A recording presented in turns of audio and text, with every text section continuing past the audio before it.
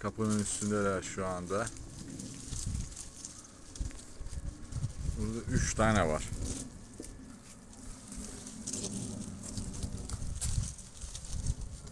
Bahçeye iniyorlar.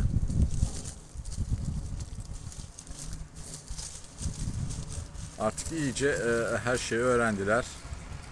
Dışarı kaçmazlar inşallah. Şu anda ufaklar. Biraz daha büyüyünce sıkıntı olmaz ama dışarıda hem köpek var hem başka kediler var. Az önce anne kovaladı. Başka bir kedi vardı. Onu kovaladı.